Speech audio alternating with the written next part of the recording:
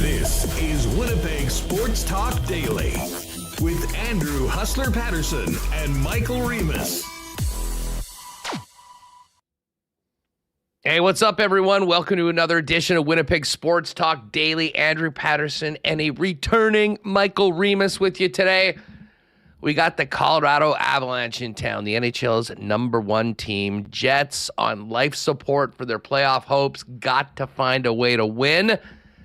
And then do it again in Denver on Saturday night. Tall task right now. But coming off a nice win against the Vegas Golden Knights. Looking forward to the game. We'll see what happens. We'll talk about it with Conor McGahey and get the latest on the Avs, who, tore the league apart for the better part of the first 50 games. Haven't quite been close to that clip for the last 25 or so. We'll check in on where they are at right now as we get closer to the beginning of the Stanley Cup playoffs. And certainly we'll be talking lots of Jets today. Mike McIntyre of the Winnipeg Free Press is going to jump on with us. But today is opening day in the majors. I know we had that one game last night out in Frisco. Yankees beating up on the Giants to start, opening night. Today, 11 games in the majors. Paul Skeens, who I had bet over 6.5 strikeouts, knocked out in the first inning of their game against the Mets. That's not good. But 11 games in the majors. We have to wait until tomorrow for the Blue Jays to unveil their AL East and AL Champions pennants banners tomorrow.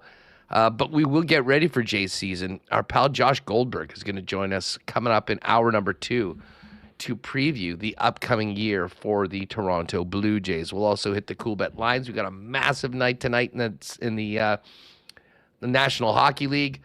March Madness is back as well into the Sweet 16. So there is a lot to get to today, but the main event is tonight at Canada Life Center, Winnipeg Jets and Colorado Avalanche. And it is shirts off their backs night. So good luck to every fan going to the game tonight. You might just get a game-worn jersey from one of your favorites for the Winnipeg Jets. Speaking of the Jets, gang, we do have one more WST game. It's a Saturday night game against Philadelphia on April 11th. Would love to have you join us. So go to winnipegjets.com/WST and grab those tickets before they're gone to sort of finish up what's been a very fun season in our section with our group, and we'll see what happens that night. Also want to thank the rest of our sponsors, of course, Pat, Jake, and our great partners over at CoolBet, Princess Auto, Chud's Power Sports, Clean Line, Plumbing, Heating, and Electrical, Manitoba Building Trades and the Manitoba Federation of Labor, Uptown Alley, Rowley's Transfer, St. Vital Dental Center, Manitoba Battery, Aikens Lake Wilderness Lodge, Royal Sports, Boston Pizza, Little Brown Jug, and, of course, we'll get to a why not question of the day for Not Autocorp at Waverly and McGillivray. Michael Remis, what's up? Welcome back. Yeah, happy to be here. Looking forward to the game tonight. I'm pumped for MLB Opening Day, although the Blue Jays not starting until tomorrow, making us wait a bit longer, but nice to be in the chair. I was disappointed I missed Monday's show. I wanted to spend like an hour and a half talking about the shootout against Pittsburgh, but I think you guys said it all, and I did put out that reel. I edited together Connor from Sunday Live, so check out our Instagram or TikTok on there. Yeah, listen, the weekend was fun. The Pittsburgh game was actually awesome. Terrible start. We saw the line shake up. We saw the defense pairings shake up. And we saw the Jets come back with a strong game. They just couldn't get that point. And listen, I hate to say it, but at the end of the season, we're probably going to be looking back at some shootouts, some blown leads. There's so many points left on the table that has the Jets in the spot that they are in. But Nashville's got Jersey tonight. The Preds have been playing really, really well. They completely hold their own destiny in their own hands. But they are chasing off the Los Angeles Kings. The Kings are only 2 points up on the Winnipeg Jets. They're in Vancouver tonight. So very different degree of difficulties in these matchups tonight between the chasing Jets and the chasing Kings. But, if Nashville does slip up, we'll see whether one of these teams can get into that spot. Now, I mean, as far as the standings go at the bottom, when we're talking about, how things are shaking out as far as the draft order, the Rangers were officially eliminated last night, Reem. I don't know if you realize, but Calgary has won 4 games in a row right now. Probably the worst possible time for a team in their position to go on a big heater. But that's where they're at right now. They are actually tied with the Blackhawks at 67 points. The Blues are at 69. The Jets passed San Jose last week. Now, San Jose does have 2 games in hand. They still have 13 games left, so some more opportunities to pick up points. And the Jets are now tied with the Seattle Kraken. Kraken have a game in hand. And then you've got Jets and Kraken at 72, Panthers at 73, Kings and Devils at 74, and the Leafs, who have won a couple in a row, now at 75. So no matter what, we are going to be scoreboard watching right until the end of the season. The big question, Reem, is whether the Jets can shock some people and pull off a couple wins against the Colorado Avalanche and stay in this fight, at least to a degree, going into next week in that game in Chicago. Yeah, and you look at the way the Jets played Colorado last time these two teams met as a Saturday afternoon at Canada Life Center, and Connor Hellebuyck stood on his head. I thought the Avalanche pressed and pressed, had chance after chance. Connor Hellebuyck was excellent, and the Jets won that game 3-1. It was on March 14, and I don't know if that's going to be a recipe for success. If they want to, if they're going to repeat that performance, probably needs to tighten up a little more defensively. But hey, they've shown they could beat this team as they did, less than 2 weeks ago, and going to be a tough one again tonight with McKinnon, Makar, Necas. So this is a really, really strong team. Kadri, again, more integrated. He's playing third line center. He was on the wing last time. So they've got, 4 really good lines, 3 solid D pairs as well. Sam Malinsky in an elevated role since they traded Sam Girard, actually going with Kulak Makar on line 1 away from Taves. Taves, Malinsky, line 2. So I think Colorado really strong. Connor Hellebuyck, he's going to be busy, though. He's going to have to be just as good as he was last time they played. Yeah, so listen, the Avs... The Avs are an absolute beast. The Jets were full marks for that win, and you mentioned Helly.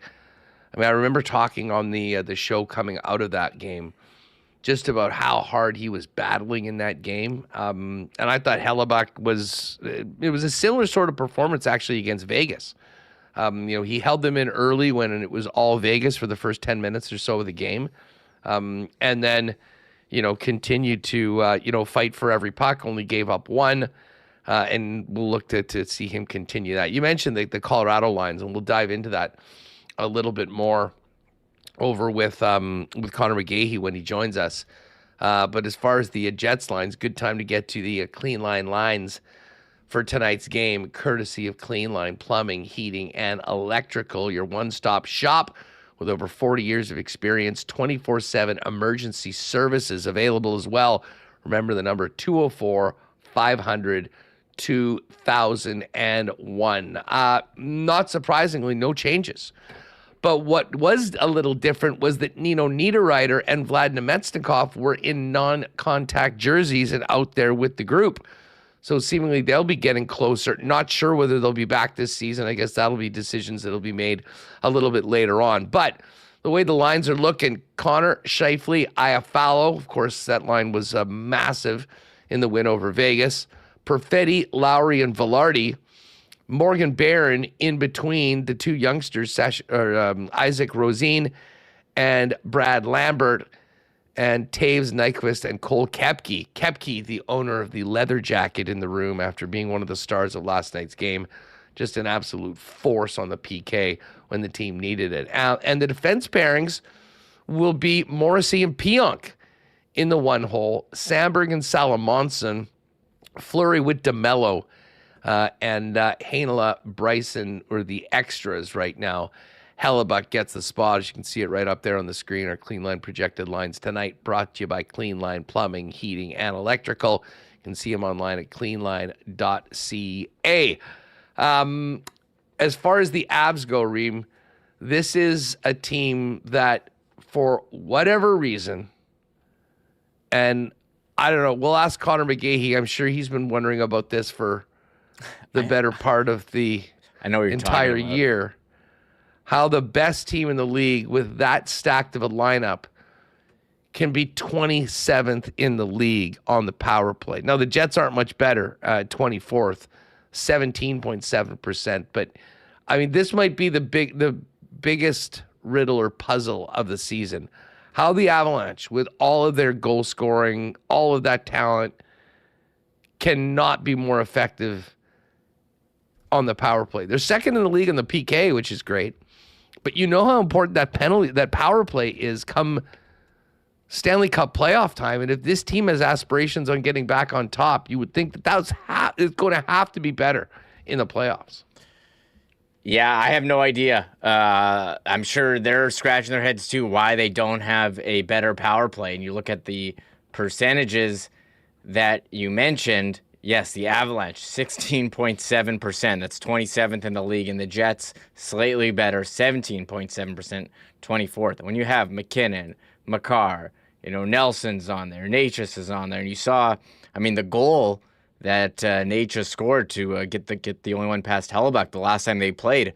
They just pass it off and he whips it in. And McKinnon's got a great shot. Makar, so good at getting it on net. So I don't know. So I'm curious to see what Conor McGahey has to say, because on this type of team that's first in the league, they should be, very strong on the power play. And if they don't go far in the playoffs, this is something that you're going to look back on and say, how did this team not figure it out if they do get eliminated? Because power play is very, very important, and that's not good enough for a team with this kind of talent. No, the Avs have, it looked for a minute like they might get caught by Dallas. And it was down to 3 points. They played each other, but Dallas has now lost 3 in a row. The Avs have won 3 in a row. It's back to a 7-point cushion. So we're getting close to putting that X, the Z and the Y, along with the X beside the Colorado Avalanche. It's funny, even with where everything is and how far back teams are, only the Avalanche and the Dallas Stars have actually clinched playoff spots this year at one end, and there's only 2 teams that are out, the Rangers and the Canucks. Yeah, we're still scoreboard watching a little bit. I think, one thing we're talking about is how exposed this playoff format is this year, more than ever. It's tough to avoid talking about when you have this, again, the second and third teams in the conference, Dallas and Minnesota, playing each other in the first round. What's the reward for having a great regular season there? And you look at the teams vying for that final wild card and goal differential. They're all pretty bad. Nashville's in there now, -20. LA -27, and they do have some games against each other. And LA has a couple of games against Vancouver. And there's the Jets -17, the Sharks -38 goal differential. I don't buy them at all. Celebrini, great player, but after that, it's kind of tough. So I'm curious who's going to finally grab that wild card spot, as every team have been kind of losing in their last few games. LA's 3-3-4. Seattle 2-7-1 in their last 10. But it is Nashville 7-2-1 on a 5-game win streak. They're in there right now. What a story that would be for Steven Stamkos and Jonathan Marchessault to get back into the playoffs after signing there, crowning them off-season champions, and just face-planting last season. Well, and the other thing about Nashville right now is that, they made some moves to move players out. They called up some young guys, and it's actually made them better. This Matthew Woods playing center on their second line with Forsberg and Marchessault. Zach LaRue's playing regularly. They've got Reed Schaefer in the lineup, Svechkov in there. On the blue line, Wilmsby, Perbix, Ryan Ufko, and they're getting it done. So I think it's beneficial in a couple ways for Nashville. First of all, it was shocking at how bad they've been the last couple seasons, like up until this recent run, after all the guys that they added. And I think that led to a little bit of the, the resignation of Barry Trotz. The fact that they didn't trade those guys at the deadline, I didn't take it as hey, we're going to make a push and we think we can be a playoff team. I took it more as they didn't want to make those big decisions first and then hand the team over to the new steward. So they just sort of played it out. And now they're in a playoff spot right now with 3 points up on the Kings. Got to watch out for the Kings, though, because they got 3 more games against Vancouver. And if you get those points, the rest of their schedule it's still not big. I mean, they did lose to Calgary. They got a point in the shootout last week. But it kind of feels like it's going to be Nashville Kings. Obviously, everyone in that Jet locker room feels that they still have a little bit to give, and maybe they can squeeze in. It's going to take a lot of winning, and you can't mix any L's. So tonight, they got a chance to maybe open some eyes with another home win against the Colorado Avalanche, and then they'll have to do it again on Saturday night against the team. Listen, one thing we should talk about, Reem, we'll get to Scott Arneal on tonight's game in about 20 or so after Conor McGahey jumps on. But the Jets did make a move yesterday that happened kind of during the show. A U.S. college signing, Lucas Wallen, signing a 1-year, 2-way deal for next season from 26 to 27. He's going to join the Moose for the rest of the year on an ATO, coming off a really good season at St. Thomas in the NCAA. 21 goals, 39 points in 36 games. He's got 3 straight 30-point seasons. He was the CCHA Defensive Forward of the Year, first team All-CCHA, the team captain, a guy that, has great finishing ability from, in college, strong defensively, and, a very good defensive player, despite not being a big guy at under 5'10". He's going to start in the AHL. I think there's the potential for him to be a guy that, works in this roster in the coming years. But for a team that, let's face it, we've talked about the lack of hits on some of their picks. I was hoping that they might dip their toes into the NCAA waters, and they got a guy that's going to be starting out with the Moose very soon.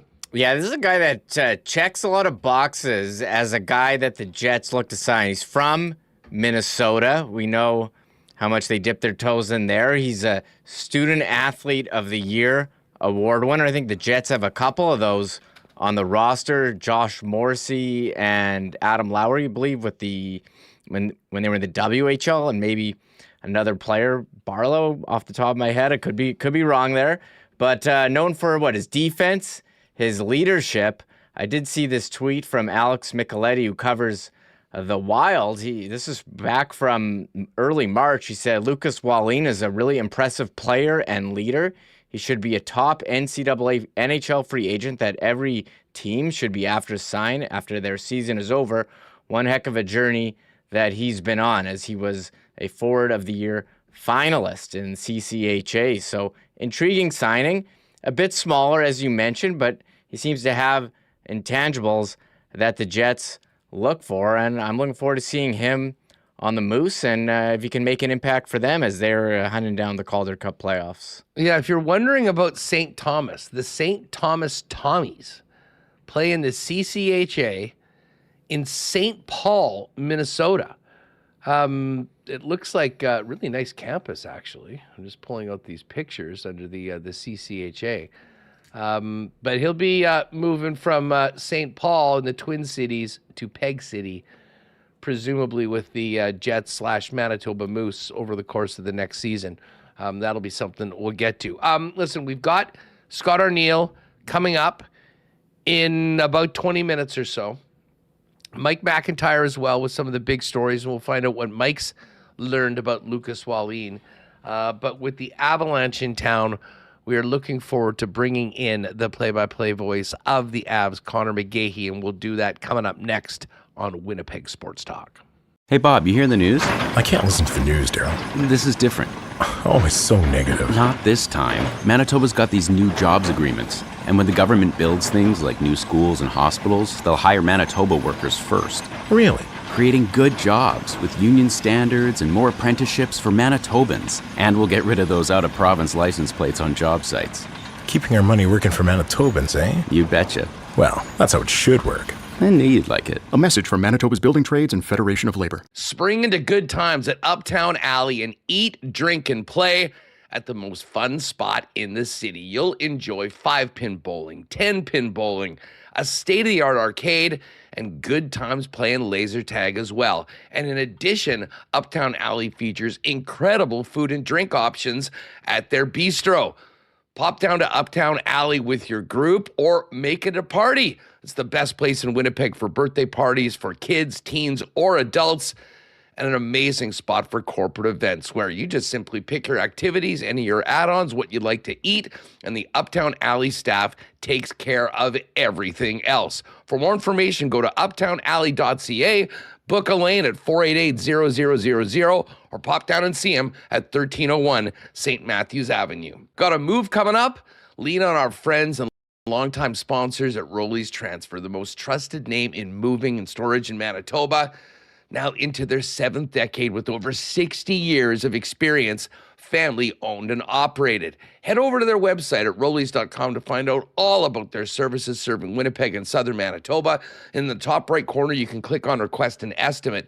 Use the promo code WST for a special discount on moving services and moving supplies, and then simply let them know when you're moving, where you're moving to, and what needs to be moved, and the friendly staff at Rollies will turn it around quickly and get you a great quote to get you locked in for the white glove treatment that they've been famous for now for over 60 years in Winnipeg. For all your moving needs, make it Rollies Transfer, the most trusted name in the game. Find out more and request an estimate today on your next move at rollies.com.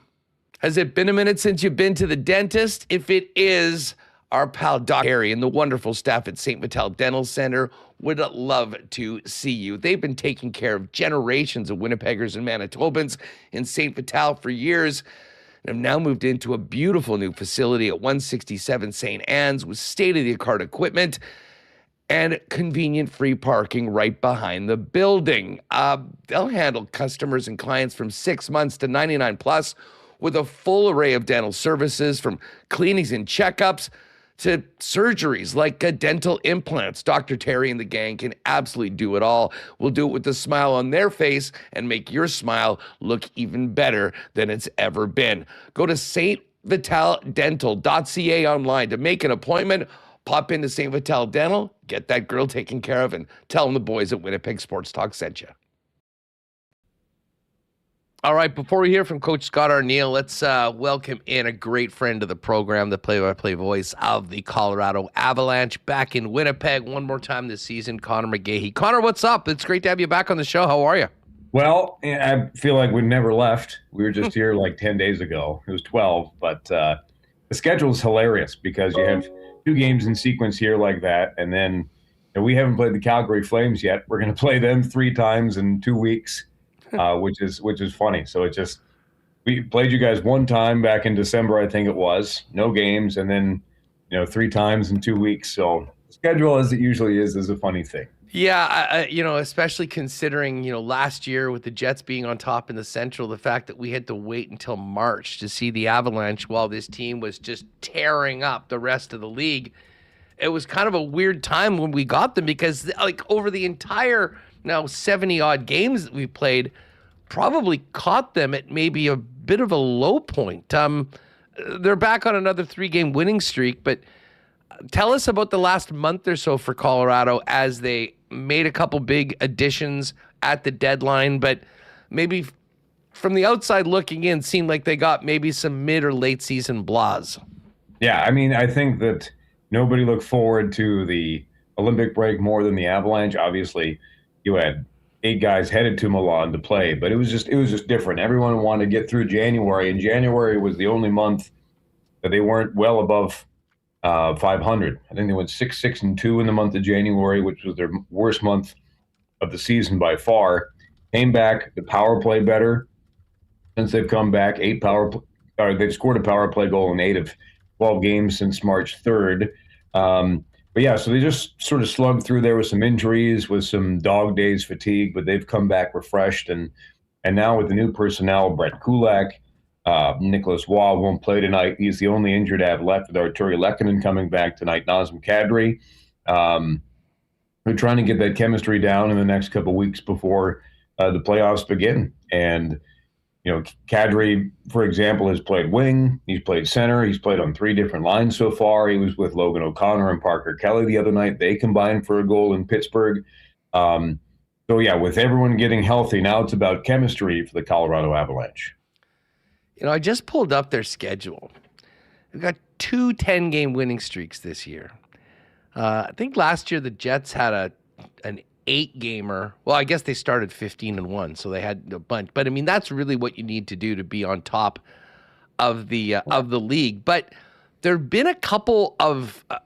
Listen, you went 1 win in 4 games just a couple weeks ago, and included in that was this visit here. Yeah. And all of a sudden, the Dallas Stars, without Rupi Hintz, without Mikko Rantanen, all of a sudden were, I think, 3 points back after had to be about. It was 2. Had to have been about 15 points at some point. Was that a bit of a wake up call for the Avalanche? Maybe, and I think that stretch where they were here, 2 games where we had just come from Seattle, and we were on the tarmac in Seattle for 7.5 hours before we came to Winnipeg. Because they didn't have the proper de-icing fluid at the airport there in Seattle. That must have gone over well with the boys. Never snowed, yeah.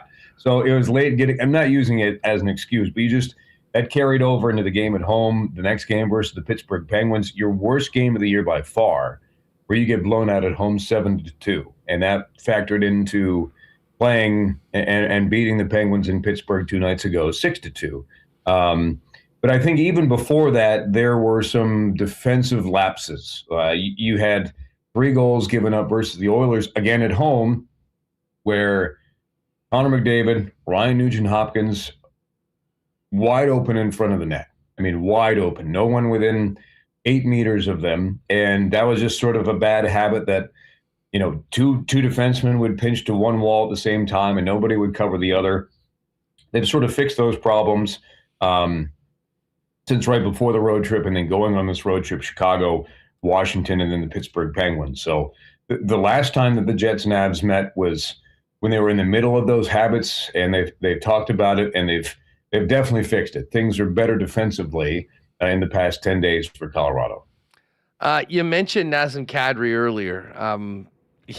That entire deadline, what was it like from your perspective? Because we'd heard so much about Kadri, and then it sounded like it wasn't happening. They get Raw, and then an hour after the deadline, hold up, there's another deal to be made, and Kadri's coming back to where he won the Cup. Yeah, that's about as long as I've seen a big deal anyhow in the queue, because we were in Dallas on trade deadline day, and everyone was getting ready to catch the bus, go to the rink, and get ready for the game.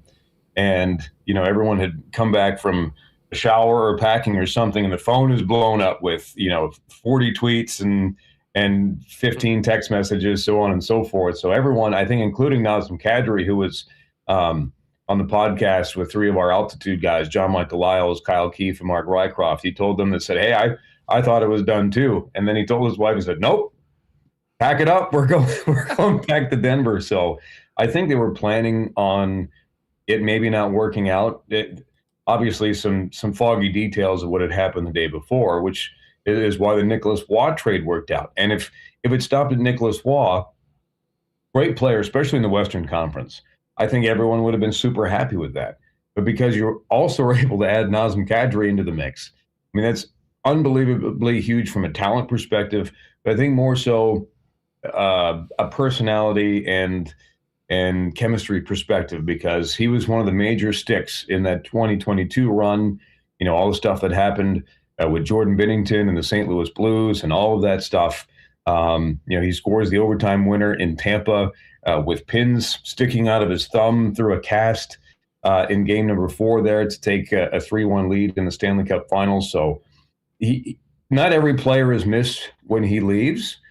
Everyone understood why Nazem Kadri had to take the 7-year deal at $7 million per in Calgary. Nobody blamed him for that, especially because of the 84-point season he had with the Colorado Avalanche, his best by far in the National Hockey League. But he was missed for a million reasons, and so when he came back on trade deadline day, to quote Monty Python and the Holy Grail, and there was much rejoicing. No doubt. He's pretty tight with McKinnon, too. And I imagine, won a cup with a number of guys. This isn't just bringing in a guy at the deadline that you know is a really good player. Many would argue that he was maybe part of the reason why they hadn't been back to the heights that they were when he was on their team, because he was such a great fit. But you're also, last year's deadline was Brock Nelson, who you brought in. And yeah, we remember that. Yeah, right. But he came in and did a magnificent job and has been even better this year. When you're moving your family with 3 kids across country to a different conference, away from somewhere where you've been your entire career, that can be hard. And people don't always put that into the equation, but it is. But after an off-season, place to live, community to belong to, an extension signed for Brock Nelson, he was that second-line center that the Avalanche had been trying to find ever since the departure of Nazem Kadri. They tried Ryan Johansson, now retired. They tried Casey Middlestat. That was a 1-for-1 trade with the Buffalo Sabres. Bowen Byram going to Buffalo. Strangely now, first in the Eastern Conference. I have to get used to saying that again. That didn't work out. Traded him to Boston for Charlie Coyle, who you traded to Columbus along with Miles Wood for Gavin Brindley. So you were searching, and I think you finally found it with Brock Nelson, but you find even greater depth with Nazem Kadri, who isn't a rental either. Remember, there's 3 years left on the deal with Nazem Kadri. So both the strength down the middle for the Avalanche isn't going anywhere. McKinnon, Brock Nelson, Nazem Kadri. You do have Nicholas Waugh at another year. You're going to see where Jack Drury is at after this season. But the gap that you found, which worked, is even better now with the guy that you were trying to replace in the first place. Hey, I have to ask you, what is, tell us about Brent Burns in 2026. He's 40 years old, still out 41. There. Or he's 41 now? Yeah. Every time I see him, he just looks like, yep, that's him. Nothing's different. How does he fit in this, in that Avalanche team too? Because I have to admit, thinking about Burns, I had this reputation as being a dude that's pretty out there, and then pretty much the opposite of like a McKinnon, although I'm sure there's both very committed athlete. Just what's his presence been like, and obviously on the ice as well. Everyone loves him, and I had to adjust my thinking years with Minnesota, who you don't like. If you're a fan of the Avalanche, San Jose, who was so good, you don't like them at all. So when I met him for the first time at our charity golf tournament before the season began, he was as nice as he could be. Couldn't have been a better person. So everybody loves him, and it's a less refined version of Ray Bourque, I guess you could say, coming to Colorado knowing that there's not a whole lot of time left, perhaps, to win a cup. Something that you've done everything else. You just passed Nick Lidstrom on the all-time games played list. Second longest Ironman streak in the history of the National Hockey League, behind Phil Kessel. He passed Keith Yandel a couple games ago to have second place all to himself, but he has no signs of slowing down. And I think he doesn't get enough credit for being as committed as he is. You can't play to your 41 and play well. This is not a career year, but he's got better numbers this year than he did last year in 82 games with the Carolina Hurricanes. You can't play at that level, and with the likes of Cale Makar and Devon Taves and Sam Alinsky and even Josh Manson, without being disciplined yourself. And so that's why I think that aspect of it and the longevity earns him respect in the locker room amongst the fans. And he's been just a great addition. You wouldn't think that everyone has this idea in their head that the Avalanche only have these small, tiny puck-moving defensemen, but if you have Burns, who's a big guy, he thinks that way too, and he can play both ways. And so that's why it was almost seamless from the drop of the puck. There was no There's no growing pains with Brent Burns at all. He's been wonderful. And I think, like Brock Nelson, this group that has won wants to win another one for the guys that haven't won one before. You know, the other guy I really wanted to ask you about is the captain, Gabe Landeskog. The perseverance that it took for him to come back after missing those 2 seasons. I mean, it was such an awesome moment when he got back out there last year. He's back up there on the top line right now. I mean, fill us in and his return, what that's meant to the Avalanche, and where he's at right now as part of the number 1 team in the league. When he's been out, and we'll take the years past aside, but this year alone, when he's out, the Avalanche are technically a below 500 hockey team. Wow. When he's in, they have 38 wins of their 46 now. So it's just incredible what he brings on the ice, off the ice. Most people would have stopped and would have quit after what he had to go through, and not just the initial surgery, which experimental is putting it lightly. Pretty much, the first player to go through it in our sport and have it work. But all the setbacks as part of the rehab and not playing for 3 whole seasons. But he wasn't going to give up. The organization was not going to give up on him because, to me, he's one of, if not the best leader in the National Hockey League. His presence shows that. And that's why his return last year in Game 3 of the series versus the Dallas Stars was such a big deal. And he scores. And he just makes a difference, whether it's dealing with personalities, with linking the coaching staff to the rest of the team. Nobody does it like Gabe Landeskog. And so that's why it was poetry almost, because he had the game puck 2 games ago versus Washington. And then after the win in Pittsburgh, Logan O'Connor's first game back after a lot of setbacks after having off-season surgery. He missed the first 69 games of the season. It was appropriate that Gabe Landeskog, who had been through all that he had been, gave the game puck to Logan O'Connor, who had been through all that he had been. So adversity is no stranger to some of the core members of the Colorado Avalanche, but to a man, they've fought through it. And Gabe Landeskog shows why, to me, he should win a Masterton Trophy. And if you need a leader at anything, he's your guy. Conor McGahey joining us before Jets Avs tonight, 7 o'clock, Canada Life Center. Before we go, and thank you again for jumping on with us, Conor. Yes. Listen, we're talking a lot about this race for 8th. I don't really care whether it is Nashville, whether it's LA, Seattle, Winnipeg goes on a tear. I think it's going to be a short first-round series considering the difference. But again, that's why they play the games. But assuming that this team is in the Central Division Final in round 2, just thoughts on the first-round matchup that we're going to get between Dallas and Minnesota. What a war that will be. And do you lean one way or the other as to a team that you think the Avalanche would face in round 2, assuming they make it there? I think they have to have the attitude, and this is what winning teams do, is they say, look, we'll take on anybody, anywhere, anytime. It doesn't matter. The first-round series is not going to be a cakewalk. If it's Nashville, if it's Winnipeg, if it's any team in between, they've been fighting for their playoff lives pretty much all year. Utah, if they fall down to wild card number 2, none of those are easy outs for the Avalanche. I think they know that. I think that was the case back in 2022, where they didn't play their best down the stretch, but they came out in the first round and they showed why they were the best team in the National Hockey League. And now is the attitude that anybody, anytime, anywhere. And I think that has sort of returned, even if it's Dallas in the second round, if it's Minnesota. And you hope that it goes 7 games and a long 7 games, maybe with 7 overtimes, 7 triple overtimes. But I think that that's the attitude for them, and that's what you have to have when you play in the toughest division in hockey, in my opinion, because the likelihood of the Western Conference having 5 teams from the Central in the playoff format is very, very likely, and nobody else can really say that. We'll see how the East pans out, but it sure is in the Pacific Division. But if it is Dallas in the second round, that's the hump you have to get over. In 2022, the attitude is you could win a first-round series, but you couldn't win a second-round series.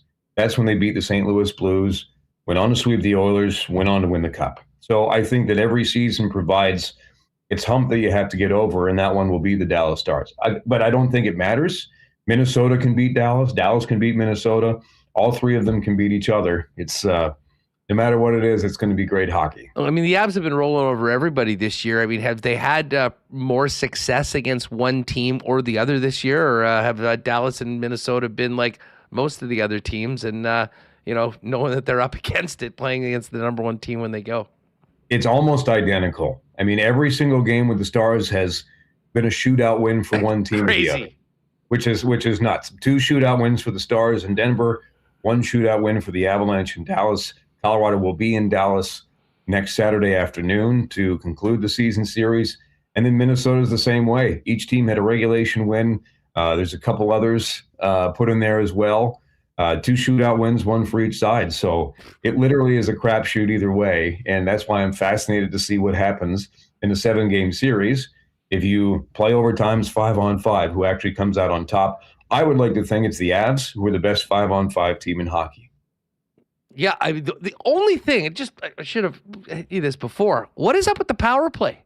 And are they concerned about that going in? I mean, with 27th in the league, I guess that's better than where it was. Well, it's much better since they came back from the great power play summit of Milan of 2026. Because everybody was scoring on the power play with their different teams. They came back with a fresh attitude, more creativity, less stubbornness, more willing to shoot the puck, and now they have power play goals in 8 of 12 games if you go back to March 3rd. So the 27th in the league is a little fool's gold there, because that has a lot to do with the first half / 2/3 of the season where it was not good.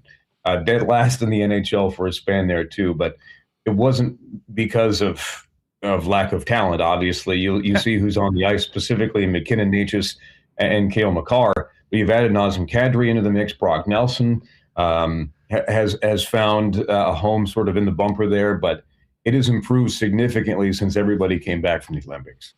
It did really feel inevitable, and hopefully they can maybe take a break from exploding on the power play for a couple of games. We'll see what happens tonight.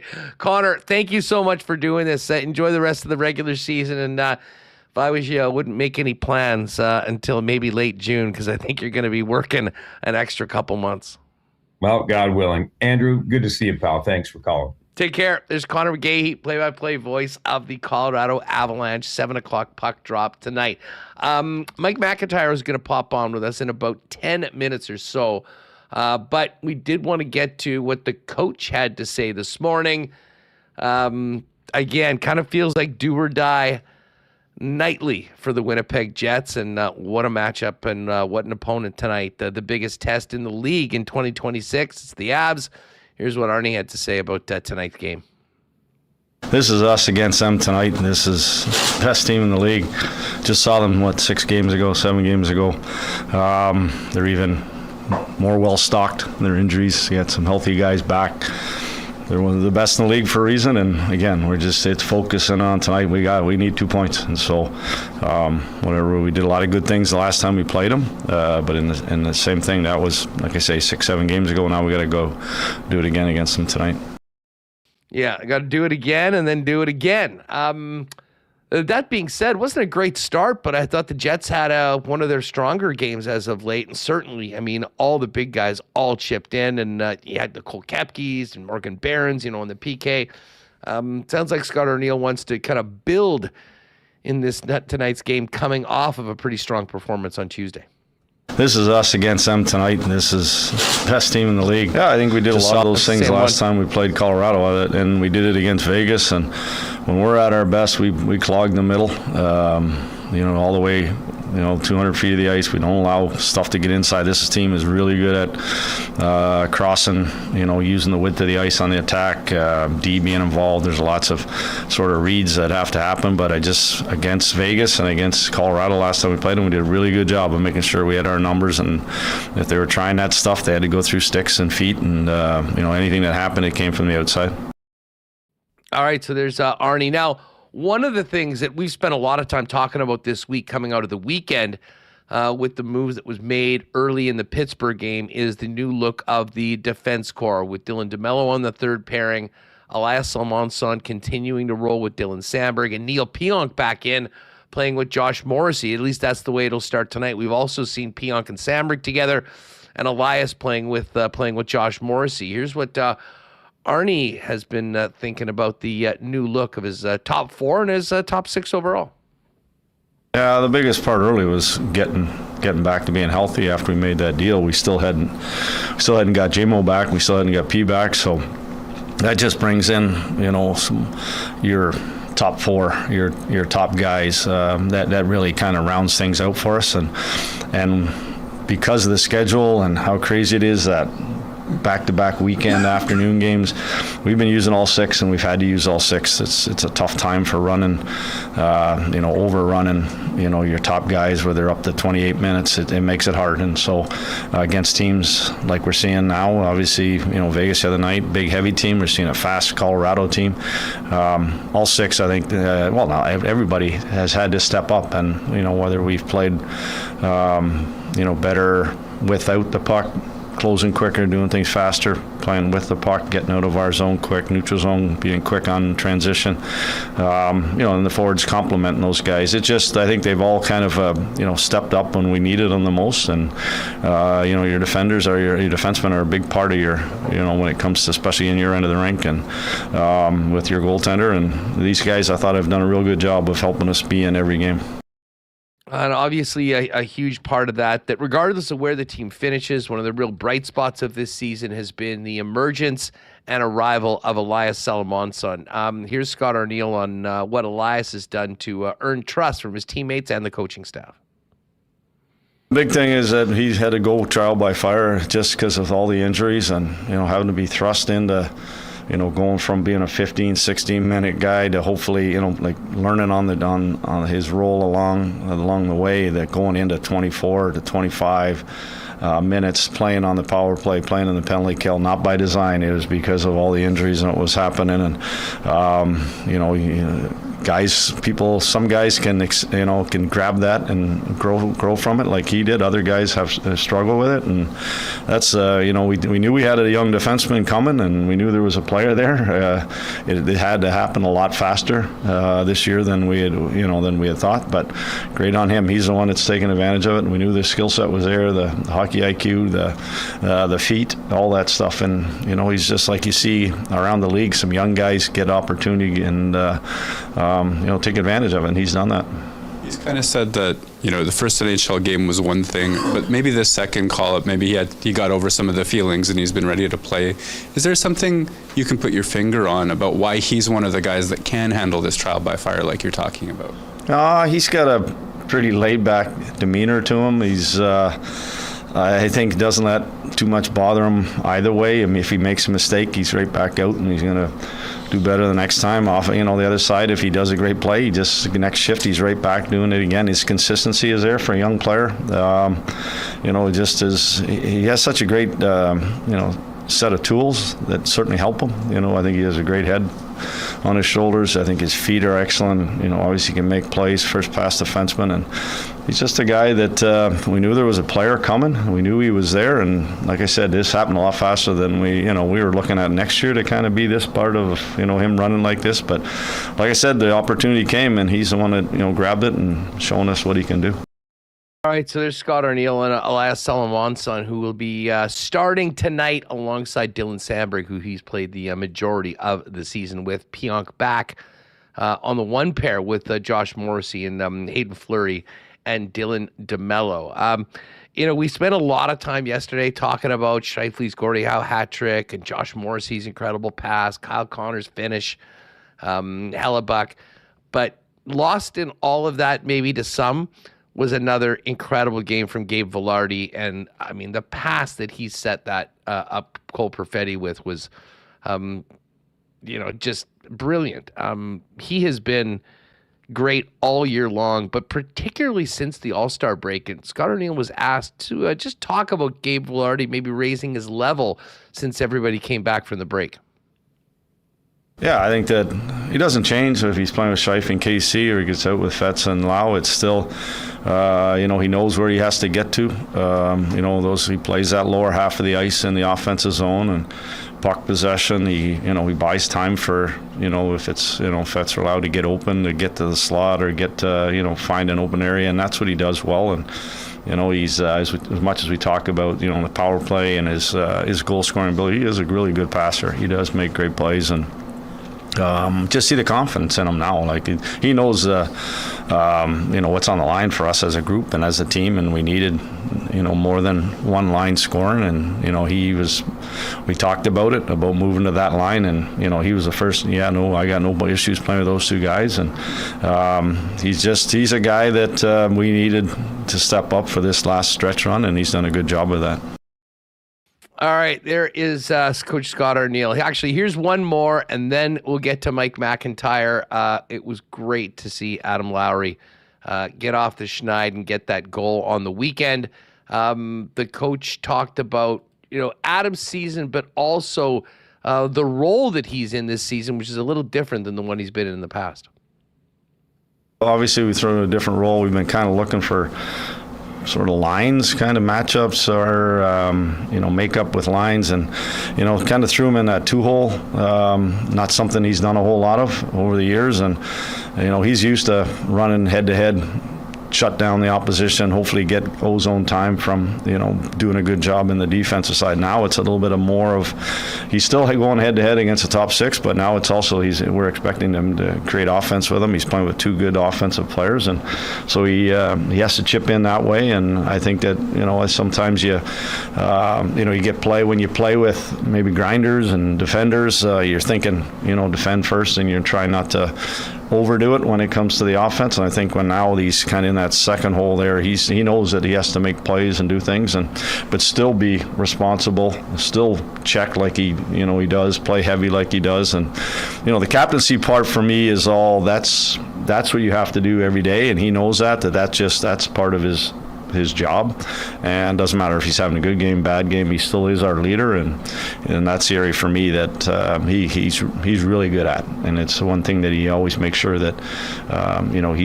he's pushing the rest of the group all the time. But you find sometimes guys have difficulty separating. Like, using the baseball analogy, a guy goes 0 for 20, but the manager doesn't want him going out in the field making a bunch of errors, so he's able to separate his game that way.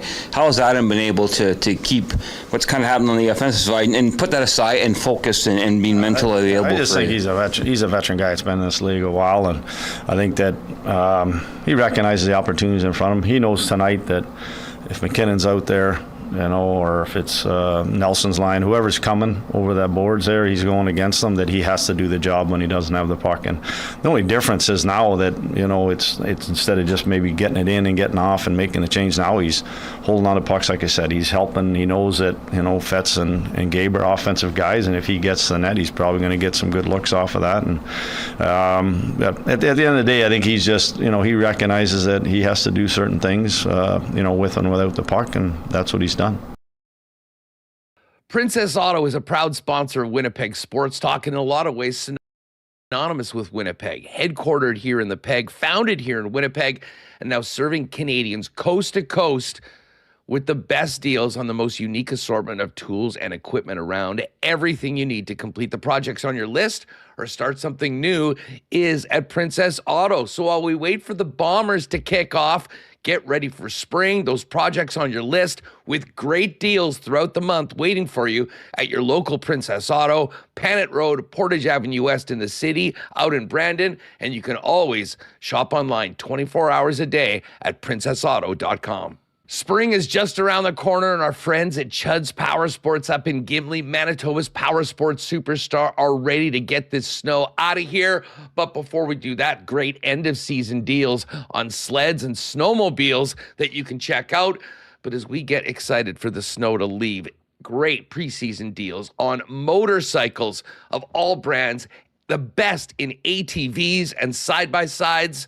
not to mention golf carts for the summer up ahead as well. And it doesn't stop there. Amazing RV options for you to take advantage of the summer, and so many options when it comes to boats as well, in addition to outboard motors from Suzuki and Mercury.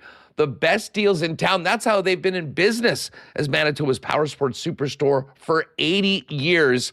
Pop out and see him in Gimli at the corner of Highway 8 and 231, and shop online today at their website at chudspowersports.com. Manitoba Battery is your local option for the best prices in batteries for all of your battery needs, whether it's getting your car and truck through the teeth of the Manitoba winter, or as we warm things up and get ready to have some fun, the best in batteries for motorcycles, ATVs, boats, and more. If it needs a battery, Manitoba Battery has it, and Donnie and his amazing staff will not only provide you the best in customer service that you won't see at the big box stores, they'll beat the pants off the big box stores in price.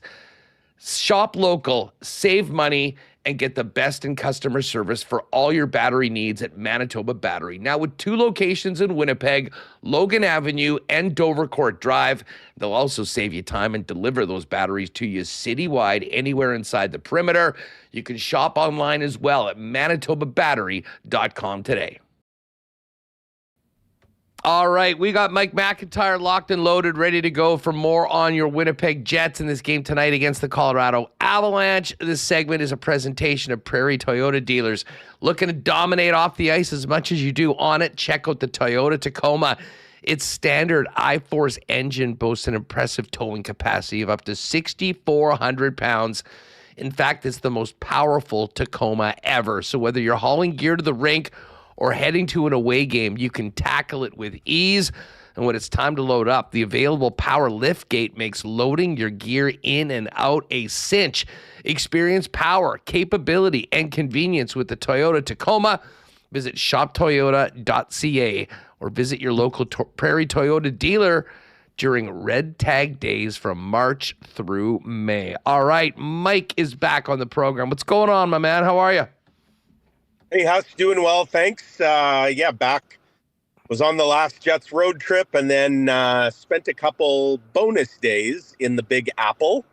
Went and saw a Broadway show, did a little touristy stuff that don't get a chance to do very often on Jets road trips. And this 3 games in 4 days was a bit of a whirlwind, but New York's pretty much my favorite city in the world. And it was going to be such a short stop coming in from Pittsburgh the night before for a day game that I tacked on a few bonus days. So yeah, got home last night. Of course, I missed the Jets game here on Tuesday night. I will be fined appropriately. That's my first and only home game of the year that all have missed. It was in good hands with Kenny, but sounds like I missed a pretty good one. I did watch it online after the fact, so got caught up. Speaking of Kenny, belated happy birthday to him. Yes. I know everyone likes to wish him happy birthday every day, but it was in fact his actual birthday. So shout out to Weber. And just as important, actually more important, happy birthday to my mom, who shares the same birthday as Ken Weeb. She just hit a milestone. I don't know. It's probably rude to say a woman's age online, but I'm going to say it anyway. She turned 75. Happy 75th yesterday, Ma. Mama Mac. Nicely done. Yes, indeed. And she likely is tuning in, Huss. He never misses. Yes. Well, perfect. And a happy birthday to you, Mama Mac, from all of us at WST as well, along with your birthday brethren, Mr. Ken Weeb. Indeed. You know, Mike, I promised I wouldn't get back into this, but I have to ask you, what was it like in the press box in Pittsburgh when you saw Gus Nyquist go to take the shootout attempt? That was something else. And if actually, I don't know if you saw, I don't know how quickly Remo can find my tweet. I was tweeting in real time as the shootout's happening.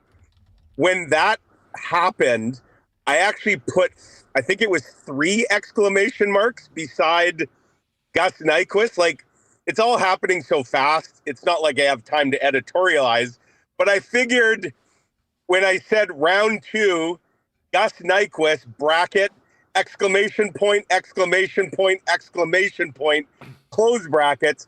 I figured that was sort of, that was accurately reflecting my reaction in real time to what I was seeing beneath me. And of course, I asked Scott Arneal about it after.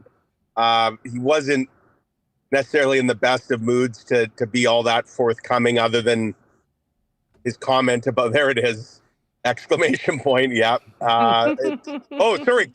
Not exclamation, question mark. I was openly questioning the decision. And just seeing it now, seeing Sidney Crosby scores, Gustav Nyquist is stopped. Like those 2 sentences in the same tweet, I might get that framed, actually, Huss. We'll get back to Gus in a minute because we do have to talk about kind of what's to come for this team. Yeah. But before we even talk about this game tonight, the Jets dipping their toes into the NCAA free agent waters yesterday and signing Lucas Wallen from the St. Thomas Tommies in St. Paul, Minnesota. Yeah. Certainly comes with some nice college credentials. What can you tell us about the newest member of the org? Yeah, I mean, first off, let me say I love the idea of a signing like this, and I've long maintained for years now that the Jets should be doing more of these. They've done a few over the years. Parker Ford would be one as well. And the Moose have signed a few guys over the years, like out of college, where it doesn't end up going any further than the college level. Dylan Anhorn would be a guy that's on the Moose right now, that signed out of St. Cloud a couple years ago. Was Brandon Tanev one? Brandon Tanev was one, yes. Indeed. Probably the most successful of them, of the ones that have been. So, I mean, these make so much sense, especially for a team like Winnipeg, where, free agency's obviously always going to be a bit of a challenge. And when you're a team like the Jets that has traded away a lot of draft capital over the years, as they have, because, their window has been open and they've moved draft picks for players that they felt could help them in the here and now. When you can restock the prospect cupboard, and not just with like a teenager, which is what you'd get, coming right out of a draft, but with a young man, in this case, a 24-year-old who's, finished college hockey, has been playing against grown men for several years now. Like, you're getting a lot closer to whatever the finished product on that player is going to be. Now, is the player perfect? Obviously not. Chances are they would have been scooped up, drafted, but let's not think that the be all end all of having a pro hockey career is whether or not you get drafted as a 17-year-old or an 18-year-old. Guys take their own path. Some guys are late bloomers. Some guys never bloom. Some guys are high draft picks who never turn into anything. Some guys are late draft picks who end up being diamonds in the rough. So for a team like the Jets that can certainly use all the help it can get when it comes to depth, to find a guy that put up pretty good college numbers, certainly this past season, from everything I've heard about him, Huss just oozes leadership. He was the captain there, obviously. We know the Jets have a type, right? And when it comes to checking off some boxes with things like character and being from Minnesota. Yeah, exactly. And so from everything I've heard, this guy, he's got character, he's got charisma. I've seen some clips of him and talked to a couple people who've watched him play quite a bit. One thing that kind of jumps out, Huss, is he's got a motor that never quits. And, I wonder if in a way, like, there's like a Mikey Asimont kind of quality to him, perhaps. Not the biggest guy, but plays bigger than he is. And all his underlying numbers, some of the analytics, which I saw making the rounds yesterday would suggest that there's a lot in this toolkit here to be really intrigued by. So it's not even low risk. It's really no risk and, potentially high reward if you end up, getting something out of this player. So he'll finish the year, with the Moose, and then now sign through next season. And it's just a 1-year deal because of his age. But like I said, you'll get a much clearer idea of what this player's potential is pretty quickly. And whether this ends up just being some additional depth on the farm or whether this could turn into something bigger and, there's a potential NHL player there remains to be seen. But I just think this is a great signing for the Jets because of what it represents. And, there's a lot of players out there that don't get drafted. They go play college. And as they develop, maturity, physical, mental, emotional, they become maybe something they weren't a few years ago. And sure, they have flaws, in their game. But, there's enough, I think, to like here to at least take the chance on the player. So, yeah, it's a really good signing for the Jets. Anxious to see what this kid can do. Joining a Moose team that, looks like they're going to be in the playoffs. And I suspect that at some point in time, they'll be leaning on him to try and give them a boost. Well, and the Moose need a boost right now. They've kind of been taking on some water lately. They lost again last night in Toronto. They're in 4th right now. It looks like they could end up in that best of 3. You certainly don't want to fall to 5th and have all those games on the road. Yeah. But with Lambert up here, there's probably an opportunity to get right into the lineup and hopefully add some juice to it. I mean, he did go 21 goals and 39 points in 36 games this year and was a point-a-game player last year, too, with 17 and 41 in 38. 3 straight 30-point seasons at the University of St. Thomas. So welcome aboard, Lucas Wallen, and we'll look forward to seeing him in action with the Moose coming up. Mike, we mentioned Gustav Nyquist beforehand. I had wondered whether he would even be in the lineup after the trade deadline. He has been in, but they haven't been carrying any extra forwards now. Part of that is because Vlad and Nino have been out. They were both in non-contact jerseys today. Do you see those guys returning this season? And if they do, is Gus probably the first one on the way out? Gus Nyquist would be the first one on the way out. I have no doubt about that. And yeah, I would have said even a week ago, Huss, that I would have been surprised if either guy was back before the end of the year. But I feel like the timeline is sped up a little bit here. They've skated now, I think, 3 days in a row in non-contact. But I asked Scott Arneal today near the end of his avail, and they are going to come on the road. And in fact, Arneal wouldn't totally exclude the idea that by the end of the road trip, which would take you to not this weekend, but next weekend, that at that point they could have gotten in some contact skates and potentially be options. Now, again, the runway is small. The Jets only have 10 games left after tonight, and then they go play 4 in a row on the road. So, if they were to get back, it may just be for a handful of games. It's interesting to me that, the Jets still have not called a forward up. And like you say, they keep trotting Gus Nyquist out there because they have to right now, Huss. Unless they made a call up, they don't have any extra forwards. And I still get the sense that this team, they're waiting for one of two things to happen. Either they keep pushing all the way into a playoff spot or right down to the wire. And at that point, they're probably going to keep dressing what they believe is their most experienced lineup that they feel can help them win right now.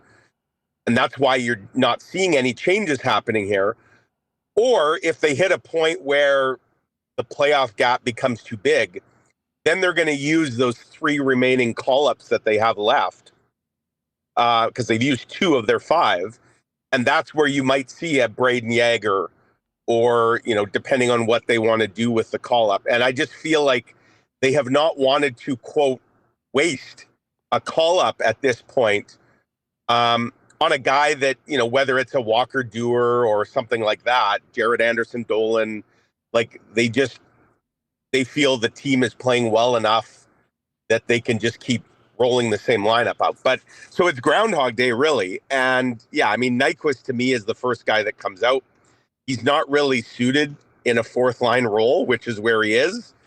And so, I think at some point something will give there. Either it's going to be that Niederreiter and Nemestikov are back, and or it's going to be that they've called a forward or two up from the Moose who they want to get a look at over a guy that's, quite frankly, not going to be back next season in Gus Nyquist. Well, and the other guy we were speaking about yesterday is Bauer.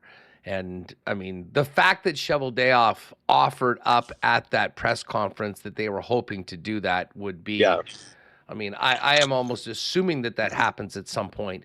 The big question is as to when, because, with this recent, the points that they've gotten in these games, I mean, they're still, mathematically alive, and, you never know what happens. I mean, obviously Nashville has Jersey tonight. The Jets have Colorado. I mean, if you do win and they lose, you're 3 points back and, things are on the table. It's pretty clear, though, with such a short runway until the 16th of April, that if this team has any aspirations, Mike, of being in the mix in that final week of April, they got to win tonight. They got to win on Saturday.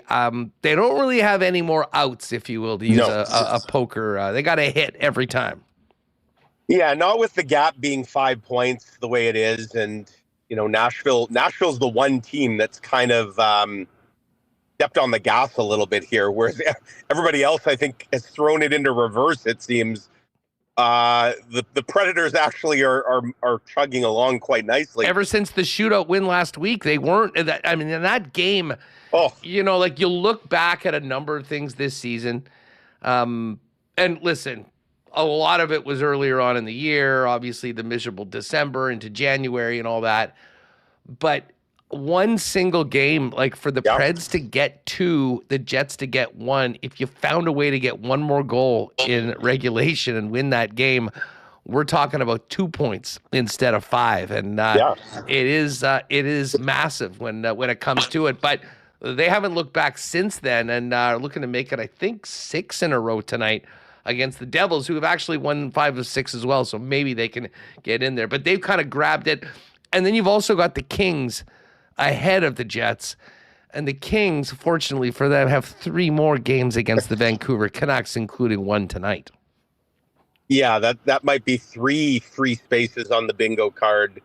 And the Kings have not been playing well, but their schedule will certainly assist there. I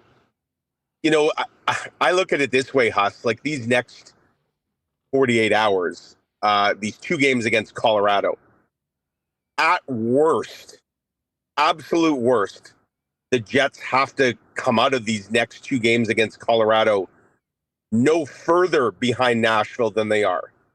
Like if the gap is more than 5, and now there'd just be 9 games left, now you're talking about basically impossible. So Nashville plays their next 2 games at home. You mentioned New Jersey tonight, who's been playing a little better. And then Montreal on Saturday, and the Habs have been obviously going pretty good as well. Yeah. So, if you're the Jets, you have to at least mirror what Nashville does over their next 2 games. If they go 1-1, for sure better go 1-1. If they go 2-0, you for sure better go 2-0.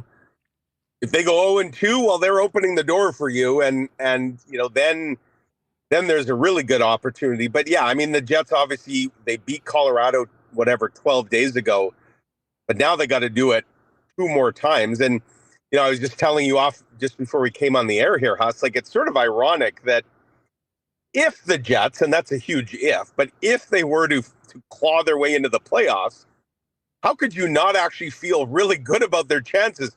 First of all, they'd be on fire by virtue of what they'd have to do over these next 11 games on top of what they've already been doing over the last, few weeks. But on top of that, the team they would be meeting in the playoffs would be a team that, again, if they were to get the points they need to get in, chances are good things also happened tonight and or Saturday against Colorado after beating them 12 days ago. So not only would you be on fire as a team, you'd actually have quite a bit of confidence against the team you're playing. That's a lot of ifs, though, that have to happen. Yeah, I mean, listen, and I'll say this, even if the Jets want to make the playoffs, they have to sweep this next 2 games. Like, even 1-1, like, so Nashville goes 1-1 and you don't lose any ground. Like, that's 2 less games on the schedule. Yeah. And listen, Nashville and LA play head-to-head twice more. Oh, yeah. Chances are those will be 3-point games. But at minimum, one of those teams is getting 2. So, I mean, it is a very, very precarious situation. And, I mean, for this team, like, the other side of this conversation is something that we've been talking about since January, and that is how things shake out for the draft lottery. Yeah. And what is really interesting in that, Mike, is that all of a sudden, I mean, the Rangers are done and they're losing. They're going to the bottom. They've been passed by the Calgary Flames, who have all of a sudden won 4 games in a row, which is probably driving their fans absolutely crazy right now. The Blackhawks just came off with a huge win. I mean, basically Soderblom stole that one in New York. The Blues are 7-1-2 in their last 10 games. And it's the Sharks that have been dropping like a stone. They're at 70. But again, the Sharks have 13 more games, so they have more opportunities to get points. And then you have Winnipeg. But the Jets are tied with Seattle right now. 1 point behind Florida. 2 points behind the Kings and the Devils, and 3 behind the Leafs, who have now won a couple. So I'm not saying that losing this game tonight or, Saturday would be a positive. I mean, the team's playing hard and you want them to win. But I think getting that clarity as to where they are and being able to kind of move forward and make those moves might not be the worst thing, because this is going to end up so close that honestly, 1 or 2 extra wins in these final few games could be the difference from even like before we get to the draft lottery being slotted in, say, the 6 hole as opposed to 10 or 11. And not only does your chance of winning one of the first 2 picks go down, not really that significantly, to be honest. I mean, it's kind of 1% per pick. But the biggest thing is kind of where you start. Like, say it ended today and the Jets were in the 6th. The worst case scenario is long shot teams win and jump you, and you finish up at 8th. Yes. Not to mention you would have a better chance of getting into 1 or 2. But where it gets sketchy is if you finally put together a too little, too late winning streak and move from 7th last to 11th or 12th, you could actually take yourself out of a possibility of even moving. And even if you win the lottery, you wouldn't be able to get the first or second pick. So, I mean, I get it with the way that the team has played in that win against Vegas. People are going to the building. They're going to be pulling for them. The team is going to want to win. But to me, the rubber's going to hit the road over the course of these next 3 weeks. These next 2 games in particular. Yes, I agree. Before this team gets to Chicago next week. Yeah, I agree 100%. Now, I suppose if you believe in hockey karma and all that, you look at what the Islanders did last year, which was a late push that kind of drove their fans nuts. And then the hockey gods, they rewarded them with one Matthew Schaefer. Now, that was akin to maybe lightning striking a little bit. And I don't know that that's, like, I get the whole, you don't want to deliberately tank and you hope that you get rewarded. You hope you get what you deserve, I guess is the way I'll put it. So you're right, though. It's so tight now, where it looked like a couple weeks ago, the worst the Jets could kind of finish is maybe the 6th hole. And when I say worst, I mean best in terms of the standings, but worst in terms of falling from the potential number 1 spot. it looked like the Jets were probably somewhere in the 2 to 6 range. But like you said, now all of a sudden, they've technically, I mean, San Jose has those games in hand, but they're tied in points. And, you know, all of a sudden, Huss, drafting in the teens is suddenly potentially in the equation. And, like, I got to think that would be the worst case example for the Jets, the worst case result this year, to both miss the playoffs, but also have your draft pick be like, you know, 13th or something in a draft where there seems to be, and there's certainly a different order that some of the draft experts have them. It looks like there's about a real high end, like top 7. And I think you want to be in that top 7 if you can, because of the player it would get. Craig Button did come on and made a great point that, you know, often, and he'll have his list and everyone has, you know, their own lists. We say that, oh, now there's 7 really good guys. I guarantee that in 5 years, when we look back to this draft, that will not be the case. Yes. There will be some great picks later than that. There'll be a couple that whiff. So it is such an inexact science. But just by the way, the Sharks actually are 2 points behind the Jets right now. Oh, yeah, the Jets passed on account of that win. They've lost 5 in a row. So, I mean, it had been this group of 6 teams: New York, Vancouver, Chicago, Calgary, St. Louis, and Winnipeg. And then there was a little bit of a gap. Well, that gap is closed. The Kraken and the Sharks have been losing. These other teams have been winning a little bit more. And then, of course, you've now got that other group of the Kings, the Panthers, the Devils, and the Leafs that are right there. So literally 2 points could change a spot 4 or 5. So, as I say, this might be a good time for the Avalanche to come in, considering the way that they are. And, you know, if you have some clarity on that, other than anything, it is a good thing for the team. And otherwise, to your point, if you win against Colorado tonight and you can pull it off again in Denver, then all of a sudden maybe your line of thinking is, albeit the probabilities are still relatively long. And in the midst of all of this, and I mean, you saw it happen on Saturday. I mean, a horrible start for Dylan DeMello shook up the defense pairings. Elias Salomonson doesn't seem like he's looking back from the top 4 anytime soon. And I got to tell you, I mean, you were there. From the television, it looked like a couple of Brad Lambert's best games in the NHL. Yes. Would you agree? 100% agree, for sure. And, you know, the points, I don't worry about the points so much. Like, obviously, he's an offensive guy, and I'm sure he wants to put up points, but it's his play kind of away from the puck. I think he's playing with a perfect line mate right now in Morgan Barron. I just love the fact that Scott Arneal has put all 3 of those guys together with Roseanne. And, you know, there's not a lot of delegating happening. Like, I see Lambert playing a lot more confident. He's not looking for the veteran on his line, or, you know, if he's with like a Jonathan Toews or something where he feels like he's got to always be looking to set his teammate up, or, you know, if he was playing with Scheifele and Connor, like, there's almost a veteran pecking order that happens. I think putting Barron, Roseanne, and Lambert together has worked really well, and it's allowing all 3 guys to sort of be the most comfortable versions of themselves.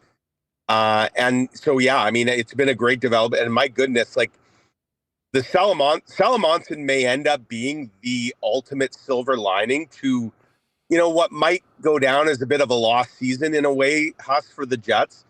But the emergent, and I don't know, did you play the clip from earlier today? Well, we did. And just on that note, we just played it before you came on. Yeah. Scott Arneal saying, you know, this wasn't really the plan. Maybe it should have been. Well, here's the question. Do you think that, and I mean, that happened with Josh Morrissey as well when he came in and never looked back. Do you think that what he's doing on the ice right now might potentially change their big picture way of looking at some of these young players? Because I'll be honest, look at Nashville. They've added a bunch of young guys. They're winning right now. Yes. This is a younger, faster league. This team wasn't set to really excel in that. And I listened to Arnie that, and again, it's not really his decision. I mean, it's people ahead of his. But I have to admit, I did wonder whether what they're seeing on the ice might, assuming it's the same people in charge moving forward, might kind of change their philosophies on some of that. Can I just say, to be perfectly honest, Huss, I hated that answer from Scott Arneal. And again, not because of, and I agree with you, this isn't Scott Arneal's call. I just hate what it revealed about the mindset of the organization at times, that it took, as Scott Arneal outlined, like basically dire circumstances for them to throw him in to see if he would sink or swim. And lo and behold, he's swimming. He's swimming wonderfully. But the idea that, well, we weren't going to even try this till next year, like that, it strikes me as antiquated thinking at times.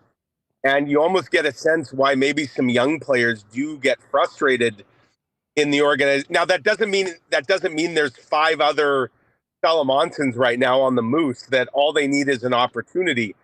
But I do think, or I would hope, that Salomonson's emergence would at the very least give some pause for thought about the opportunities that they do give to some young skaters and how quickly they maybe come along, and whether they should, in some cases, look to speed that up. Because, I just watch Salomonson now and think, when the Jets were having that 30-game stretch where they won 6 times, like, what would Salomonson over Luke Shen have meant to this team? Don't even get me going. Yeah, and it's just, it's frustrating in that sense, and I certainly understand fans' frustration. The good thing is, he's, excuse me, he looks like, he absolutely belongs. I think he's played, I'd say he's played his last AHL game, but he's probably going to go play playoff games for the Moose. But once that's done this spring, he's an NHL player now. And not only that, Huss, I mean, I love the fact that they are giving him, even with everybody now back, this extended look in the top 4, which is where he belongs. It quite frankly, that's where he should be. Yeah, I mean, listen, it took a horrible 3 minutes for Dylan DeMello to, I kind of think, boost it. I mean, listen, and he'd been playing there, but you knew when Pionk was coming back, he was going to be there. I like where it's settled down, and hopefully we'll see that throughout. Mike, great stuff as always. We'll see you at the rink tonight. Thanks for doing this. I just want to really quickly say, Huss, I know you mentioned it the other day. I just want to say, as someone who knew Jesse Pierce, I mean, I'm still just absolutely sick at what our hockey community lost. We are a tight-knit community, writers, broadcasters, and you meet some people along the way who, really make an impact. And Jesse, I mean, I love going to Minneapolis for Jets games for a lot of reasons. We have friends that live in Minnie. Getting to see Jesse was always a huge highlight for me. Everything people have read and heard and said about her is so true. She just brightened up the room, always would ask, how you're doing and family and whatnot. And just absolutely sickened at the loss of Jesse and her 3 amazing kids. And I will say in all this sort of darkness, the response from the hockey community, the tributes, the GoFundMe, has been really heartwarming to see. But my goodness, Huss, if we ever needed a reminder to, live your best life, don't take anything for granted. Jessie was the embodiment to that. She always made the most of every day, and the world is a far lesser place now that she's gone. But I know the hockey community, we're hurting, but the way people have rallied together has been really heartwarming as well. Yeah, I mean, well said, Mike. I mean, we spent quite a bit of time talking about this on Monday, and it's still fresh. I was actually just flipping around on my Instagram earlier today, and one of her posts came up from like 2 weeks ago, and it was just like, again. But heartbreaking in so many ways, and puts a lot of things into perspective that we're freaking out about every day when it comes to the hockey team or the Blue Jays, who we're going to be talking about in a minute. So anyways, always great having you on the program, pal. We'll look forward to tomorrow, everything going on in the Winnipeg Free Press. You bet. Enjoy the game tonight, Huss. All right, good stuff. All right, we are going to transition from the ice to the diamond because it's opening day in the majors. Josh Goldberg joined us in just a couple seconds, which reminds me and should remind, despite the fact that it's pretty cold today, the snow's going to be gone. We got gold ice season coming up. We got bomber season coming up as well. And I just wanted to mention to you, I just got a text from my friends over at the 1930 crew. The plans for Labor Day are well underway right now. And for my friends, WST listeners that would like to join me on the Huss bus out to Regina for Labor Day weekend, if you get your $100 deposit in before April 1st, you can lock in the early bird pricing. What you're going to want to do, we're doing 3 buses this year. It's going to be bigger and better. If you go to the 1930 crew, so the 1930 crew, on Instagram, on Facebook, on X as well, but Instagram and Facebook are the best way. You can send them a DM and count yourself in. You could also send an email to the 1930crew@gmail.com. And you can lock it in with the early bird pricing. And I mean, considering how we grew last year and how many more people coming on, I did want to make sure I mentioned it on the show so people that said, I want to be a part of that next year can get in now, lock themselves in, whether it be for double or quad occupancy. So head on over there to the socials or send them an email. You've got until April 1st just to put a $100 deposit on to count yourself in for it. It should be great. And hey, speaking of this summer, I'm also fired up to get out to Aikens Lake Wilderness Lodge. If you are looking for a world-class fly-in fishing destination where you can be on the water in less than 2 hours from the city of Winnipeg, Aikens is the spot. They are ready. I think they're about over 80%, even more than that, filled for the year. So I would holler at Pitt, go to aikenslake.com, get the availability for the upcoming year. And for those of you looking for a great summer job, maybe you're finishing up university, I do think they've got a couple spots left as part of the Aikens team. So if you want to spend your summer in paradise, hit them up there as well. It's all waiting for you at aikenslake.com. All right, let's bring in our guy, Josh Goldberg. 1 game down and 1 million to go, but we got to wait till tomorrow for the Blue Jays. What's going on? How are you? It's great to have you back on the program. Yeah, good to see you. Good to be back. And yeah, another season. Here we go. You know, I figured it would, but it's taken until late March, I think, to sort of get over the end of last season. I'll be honest, dude. Like, you know, at the end of the year, you know, on like New Year's Day or whatever, when there's a lot going on and all the sports channels have like the best of the years, like the second Jays playoff stuff would come on, I just had to turn it off.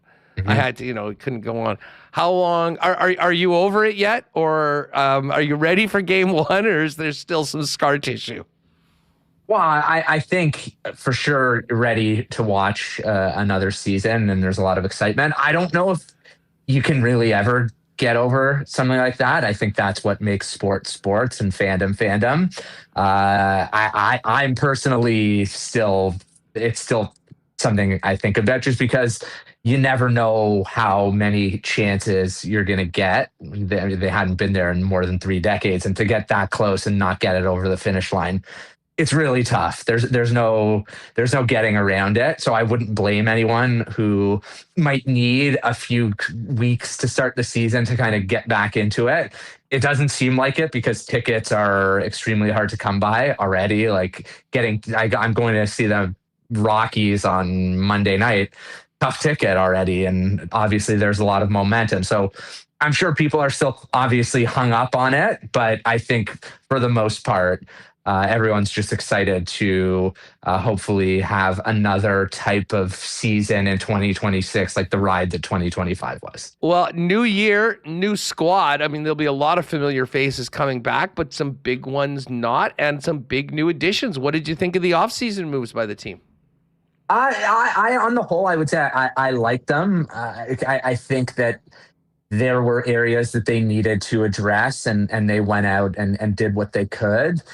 You could certainly look at the lineup and wonder if Bo Bichette's absence, and he's having a tough day for the Mets so far in his debut. But you wonder if there's enough there. I think I look at it and say, even if on paper you're worse without him, I just don't foresee a situation in which Vladimir Guerrero Jr., I think last year he hit 23 home runs and had 84 RBIs in the regular season. And it was completely forgotten because he had basically an all-time October run was just impossible to pitch to. So you didn't really think about it as much because it really didn't matter. But I have a hard time seeing him struggle, relatively speaking, in the power production numbers. And if he jumps up this year, I think that will go a long way to obviously offsetting that. Varsho being healthy at 20 homers and 71 games last year, if he can be healthy, that will help as well. Okamoto had a relatively decent spring and looked the part of a quality major league player. So I think that's obviously what you're looking for. Hey, Josh, just on Okamoto, because he's a new player. He's coming over from Japan. For folks that have just heard the name but don't know much else, I mean, what do we know about this guy? He was excellent in Japan, like just a tremendous player, ton of power, a great hitter, not somebody who struck out a lot, great eye at the plate, great swing. You always have to have a bit of a caveat with that because the adjustment from Japan to Major League Baseball is not always one that goes swimmingly. Like, you're not necessarily just going to be Shohei Ohtani. I don't think anyone is. But if he could be Seiya Suzuki at some point as soon as this season in terms of the offensive profile, I think that would be a real win for the Blue Jays. And I think he can be a relatively good defender at third base as well. So I think there's a lot to like there. It's a really intriguing move and one that could obviously be a real difference maker for them, and one they're counting on to be a difference maker. Like the contract they gave him, the investment they made, this isn't some luxury item. It's a necessity, and they're going to need him to be a real legit player and legit piece of the puzzle if they want to be the team that they envision themselves being this year. Well, I'm glad they've got a new Japanese guy. I still think Munori Kawasaki might be my favorite of all time just because of the character that he was. And Kikuchi was nails too. I was really sad to see him go.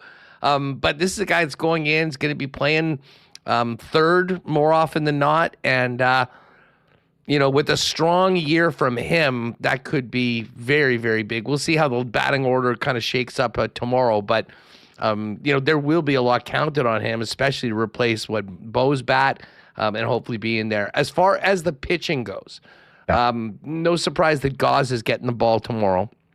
But two big additions in the offseason will start in the rotation. Dylan Cease, the big money acquisition, 7 years, 210. He's going in game 2. And Cody Ponce as well. For people that have been tuned out since game 7, tell us about Dylan Cease and Cody Ponce and what they may be able to add to the squad. Yeah, Dylan Cease is like a prototypical Blue Jays target in terms of a pitcher. They have always valued durability, and he has been about as durable as any pitcher in the league over the last 4 or 5 years. You can basically put his name in pen for at least 30 starts and at least 190 innings or so and 200 or more strikeouts. There are some concerns in his profile. He walks a few too many guys. He's been prone to get hit hard. But in terms of just pure stuff, he's right up there in terms of the most dominant when he's at his best. Really a two-pitch guy, fastball, slider. He mixed in a changeup a little bit towards the end of spring training in his last outing with some positive results. So that could be something to keep an eye on. He has the occasional curveball, but he's usually a two-pitch pitcher. And the Blue Jays had a Cy Young winner 5 years ago as a two-pitch pitcher with a ton of strikeouts, Robbie Ray. And I think if everything goes according to plan, Dylan Cease could very much find himself in the Cy Young conversation. He was, I believe, the runner-up in 2021 or 2022 with the White Sox. And he was really, really good that year. So I don't really have a ton of concern with him. I think he's going to be a very good addition. Cody Ponce is a real interesting one because he just really wasn't much of anything in his first stint in the majors, and then he went over to Korea and completely revamped his whole, I guess, kind of profile as a pitcher. Throws harder, has added some off-speed stuff that makes his fastball play a little bit better, and his off-speed stuff can get the swing and miss that you're going to need to be the kind of impact starter that the Blue Jays, again, are paying him for. I think he's making more than $10 million a season. And you can look at what happened with Eric Lauer. Went over to Korea, Blue Jays brought him back, completely different pitcher, and hope that Cody Ponce can follow that blueprint. He has more dynamic stuff, but will certainly be one to watch, especially early in the season, to see how he kind of acclimates back to the grind that is taking the ball every fifth day as a major leaguer. Yeah, Ponce is, he had a great run in the KBO, and now, turned that into a big contract. We'll look forward to seeing him in the lineup. And then you mentioned Dylan Cease. I was kind of thinking too. I got a little long shot on him for the Cy Young this year. Mm-hmm. He's gone sort of one brilliant year, one okay year, brilliant, okay. He's due. And Pete Walker's done wonders with some of these veteran pitchers that have come in and really put them in spots to win. Before we go, and we've talked a lot about the big dogs, is there a player on this roster that, in your opinion, might be a real linchpin, a guy that with a big year, or maybe one that they're really counting on for a big year, that might not be as much of a household name as the Vlad or Bo, in the past, that, could have a real positive effect on a Blue Jays season if they come out and do well? Well, he's definitely, everyone knows him, but I really do think Dalton Varsho's kind of a swing guy this year. If he can put it all together in terms of health and consistency at the plate, then we're talking about a really valuable player. Like last year, he put up monster numbers in less than half of a season's worth of at-bats and games, and he carried it over.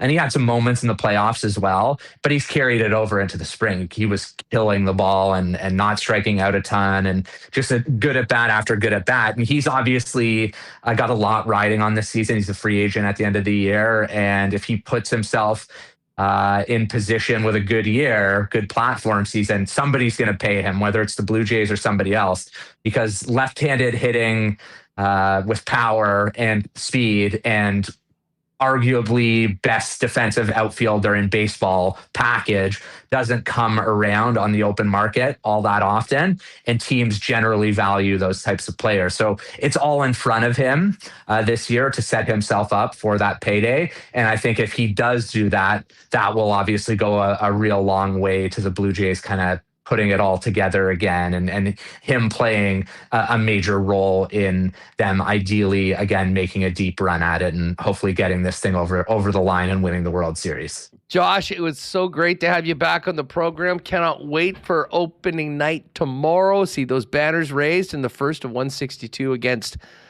the Athletics. Let's do this again real soon and throughout the season. Blue Jays Nation is where you'll find all the content. Josh, have a great one, pal. Thanks for doing this.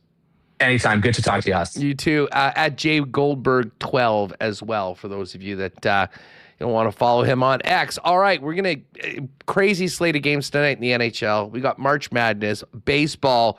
We'll get to all of that in a minute with Patty G, but right after these on Winnipeg Sports Talk. WST would like to thank our friends at Cleanline Plumbing, Heating, and Electrical for their support of Winnipeg Sports Talk throughout the Jet season. When we're doing the Winnipeg Jet lines, we do it with the gang at Cleanline, who are the leaders in Winnipeg residential and commercial plumbing, heating, and electrical services. Your one-stop shop with over 40 years of experience. And like the captain, Adam Lowry, has the back of his teammates, Cleanline has yours with 24/7 emergency services. So when you're in a jam at any time of the day, Cleanline has you covered. 204-500-2001 is the number. Write that one down, 204-500-2001 for 24/7 emergency services from the official plumbing service of the Winnipeg Jets. You can find out more online at cleanline.ca. Well, it's time to get ready for spring with our friends at Royal Sports, Winnipeg's sports superstore, family-owned and operated for over 50 years. And as we get the snow out of here, it is time to get back on the pitch. Royal is the soccer headquarters in town with more boots than you've ever seen. Not to mention great soccer merch from teams and nations around the world. Of course, we got baseball and slow pitch season coming up. They'll get you ready with gloves, bats, everything you need to dominate on it. Of course, they've still got hockey gear, snowboarding gear for those of you making the trip out for spring break, and the best selection of licensed merchandise for fans of the NHL, National Football League, NBA, and of course, Major League Baseball with Blue Jays season just around the corner.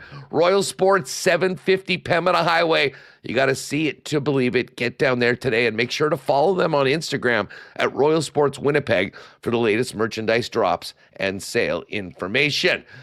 We still do have plenty of games to get to for the Winnipeg Jets season, and with many on the road, no better place to get together with your gang to watch the squad than your local Boston Pizza. Ice cold schooners, world famous BP wings, gourmet pizzas, and of course, Winnipeg Jets pick a player contest where you can win great prizes from BP every time the Winnipeg Jets score. So for the next game or the big game on the TV, head on down to Boston Pizza at your local BP location.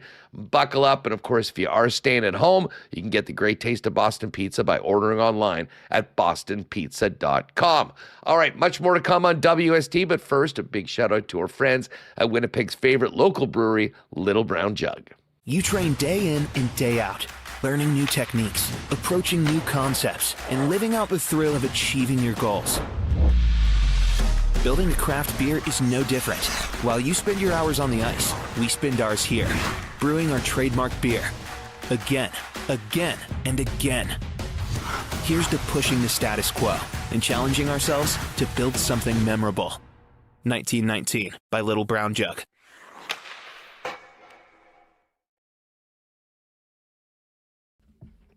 All right, it's time to get to the cool bet lines, and I figured let's get Patty back in here because the madness is back at it tonight with the round of 16.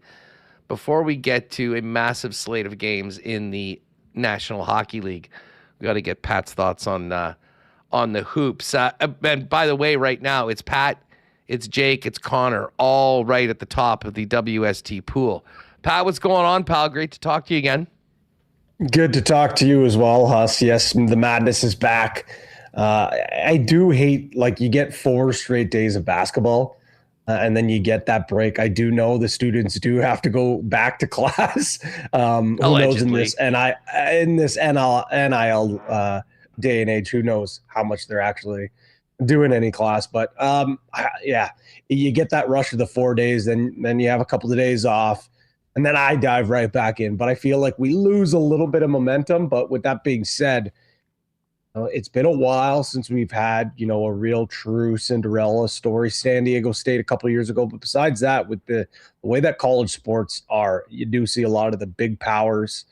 And I think that's maybe kind of the betting angle that I might be taking for the Sweet 16 heading into the Elite Eight. Well, for tonight, and I'm just going off the seeds because I don't really have any insight into this. Texas was an 11 seed. They're taking on Purdue, 7.5-point dogs tonight. But the 9th ranked Iowa Hawkeyes, who eliminated the Gators, who were the number 1 seed, they're actually favored against Nebraska.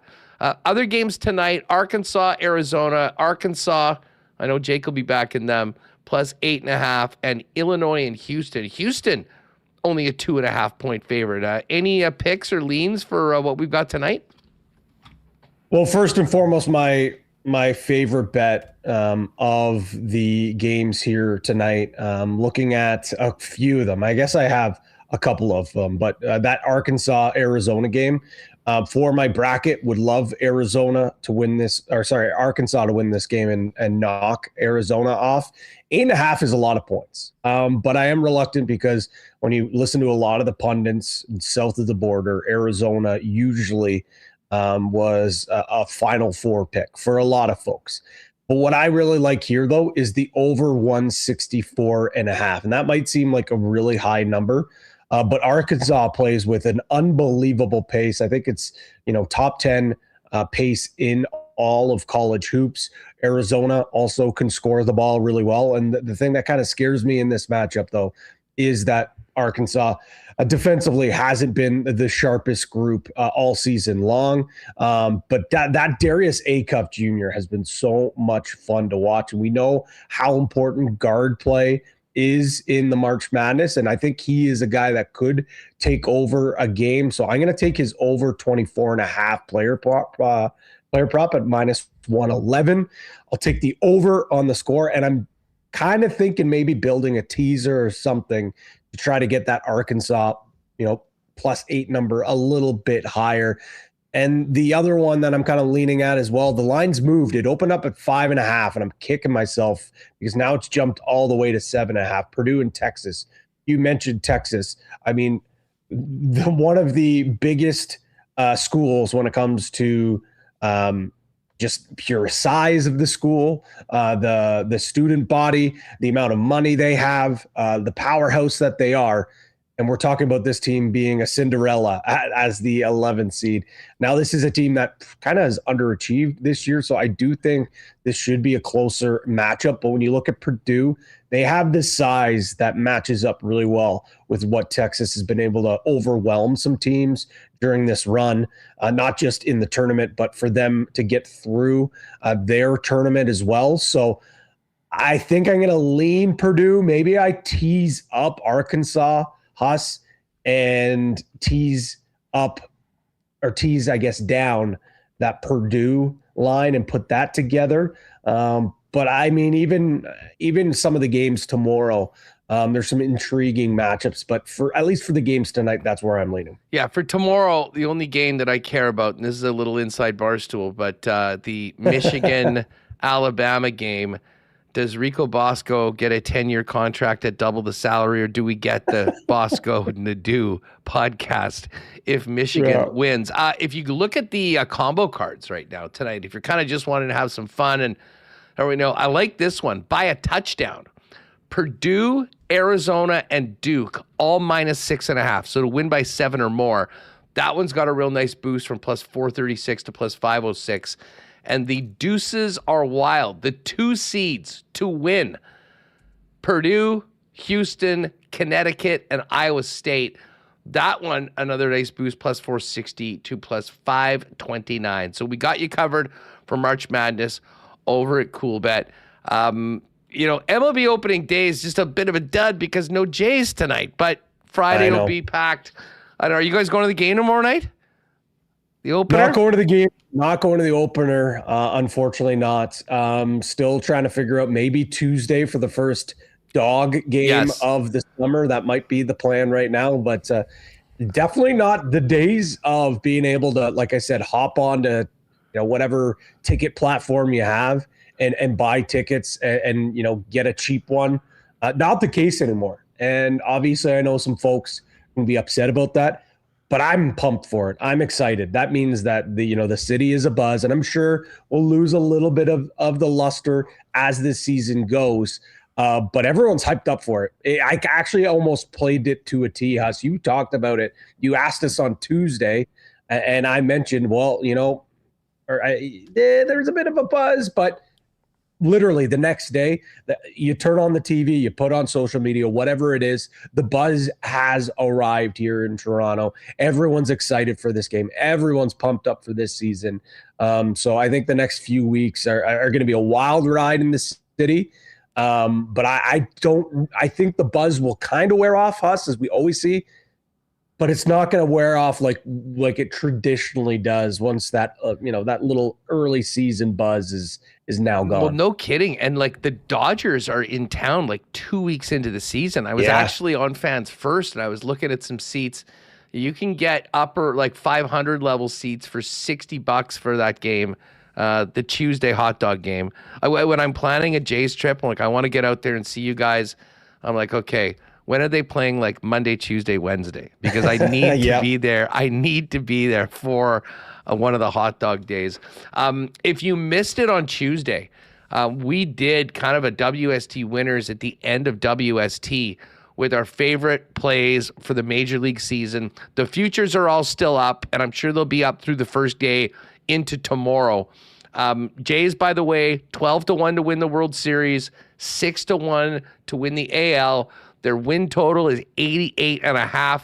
And they got a nice number for the AL East. There's always the Yankee tax on the Yankees, plus 275 if you think they can run it back and win the AL East again. But check out Tuesday's show for more on a bunch of our favorite picks, some long shots if you want to get some season action for the for Major League Baseball. Patty, before we go, let's get over to NHL. Let's cook something up for tonight. This is absolutely a big time slate of games. I'm going to run down these odds for everyone. We got the Minnesota Wild minus 154 favorites in Florida against the Panthers. Our pal Rod Z in the Lock Shop said the Panthers have only been a home dog since 24, 6 times at home. They're 6-0. That being said, I don't really trust them tonight because I don't really think that they have much incentive to win these games.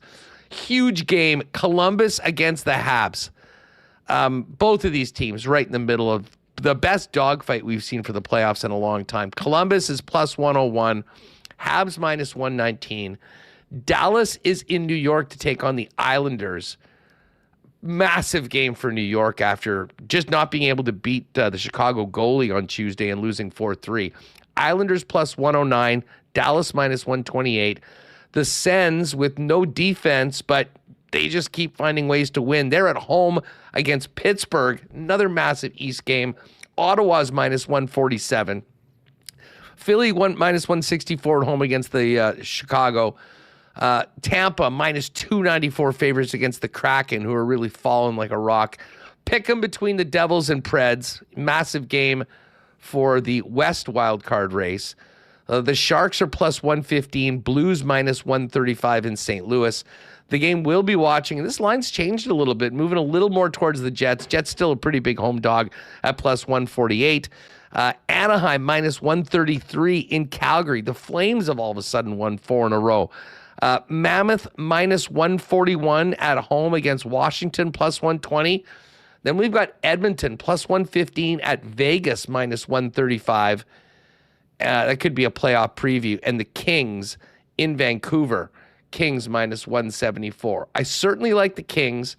Pat, the other team that I actually am leaning towards as a home dog tonight is the Islanders. Sorokin's going to be back in. Dallas has sort of come off it after that incredible run.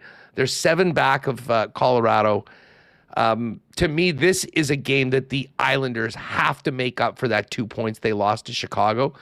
So I'm sort of thinking about that.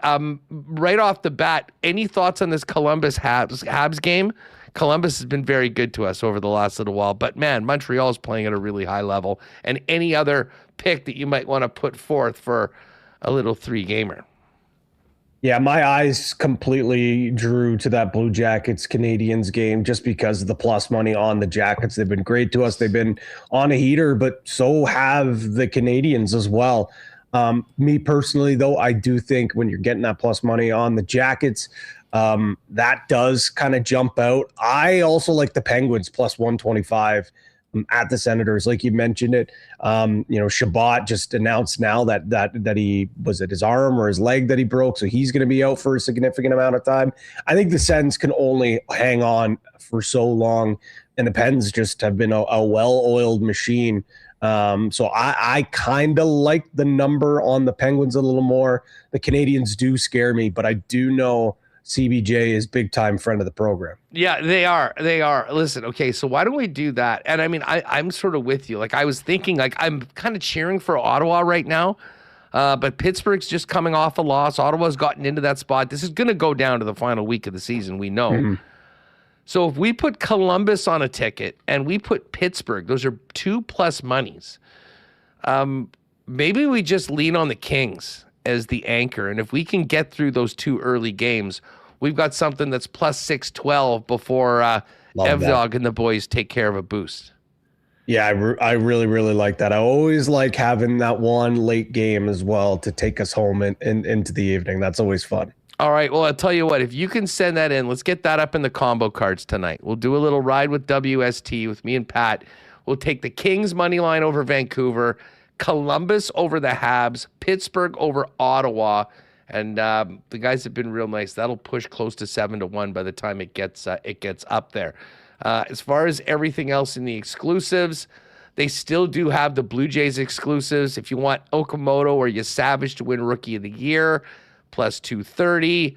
Vladdy to hit 40 bombs is plus 425. And my personal favorite under WST, Bobby Witt Jr. to win the MVP and the Royals to win the AL Central, 11-1. Take a minute, check out the combo cards and the exclusives for March Madness, Major League Baseball, the NHL, and shortly we will have our LA, Columbus, Pittsburgh banger up in the combo cards with a nice little boost. Pat, you realize we are 2 weeks away from the first day of Hello Friends. The Masters is just about here. I can't wait, man. And boy, oh boy, I made my first Masters bet. Was it on Tuesday? Much like we were talking off air, some good parlays have come in here and there, a couple of really good top finishes and some golf tournaments. I was going to save it, but I'll say it. Akshay Bhatia, 50-1. Ooh. As we know, there's all these formulas that have to go into who can win the Masters, and usually one of them is a win or a multiple top 10 finishes throughout the season. Well, Bhatia checks the box on both of those. I'm just looking at the golf right now. By the way, right now it's Paul Waring, who was 7 under. Englishman, not familiar with him. A group of Burns, Brennan, and Hoagie at 5 under, and Kurt Kitayama 4 under. That was Mayo's boost. So I couldn't help. I just kept adding things to the card.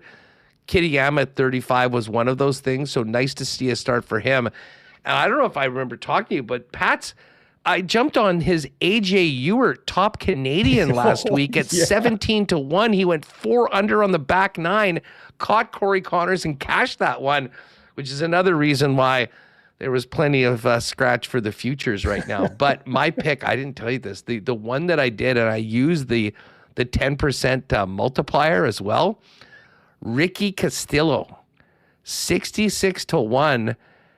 He's 2 under through 7. So a nice start for Ricky. So we'll see. I know a lot of guys on Brooks Koepka. I believe Brooks and Thorbjornsen both even right now. They're just playing the 9th hole right now. So we've got a lot to get ready for in 2 weeks for the Masters. Right now we'll focus on the Houston Open and everything else. But get to the combo cards tonight. We'll get that up and let's try and bang another winner. They have. It's been a good run lately, and nothing could be better than a few extra parlays before we fire up a card for the Masters. Pat, as always, great to have you on the program, man. Have a good one, and we'll talk to you soon. Appreciate it, Huss. Thanks for having me. You bet. There's Pat Gregoire from CoolBet. If you haven't already played at CoolBet, what are you waiting for? Promo code WST, 100% bonus, up to $200 on your first deposit. Remo, we're back. We've got through the part of the winter with no baseball, and now from today moving forward, we'll have a full slate of games on most days and a ton of hockey, and then NHL playoffs in a month. Yeah, all we need is get the snow off the ground, Huss. But exactly. I feel like it's coming. Baseball is back. I am enjoying the games today. Love the noon start. We had Pirates, Mets, a number of other games. A bunch are starting right now. It's fantastic. So baseball's back. Although Blue Jays tomorrow night, unveiling the banner for the AL pennant. Of course, you have to honor that tremendous accomplishment, getting to the World Series, and I see winning the AL. Hey, I saw some online thought it was lame to acknowledge Sid that. Sixero. Yeah, well, and I saw the viral clip that got dragged by many former MLB players. So they're getting dragged by everyone. Some people just do. I mean, it's rage farming is what it is. I got to get good at that. That's not my thing, saying stuff just to get a reaction. Like, be good for the show. Step it up. Just take a few lessons from Sid Sixero, and you'll be ready to take us to a new level with bad takes. I got to start doing intentional typos. All my typos are accidental. And people just get in the comments saying, hey, you made a typo, it was wrong. But all that does is just tell you, enhance it for the almighty algorithms. I do have to give a shout out, though, for the algorithms. We just got followed by a big name on Instagram. The Winnipeg Jets official account now follows Winnipeg Sports Talk because I put together that we just posted the video of you unboxing the season ticket package. And they reposted that on their own Instagram. So pretty awesome. Well, that's nice. Did you see what happened on Tuesday?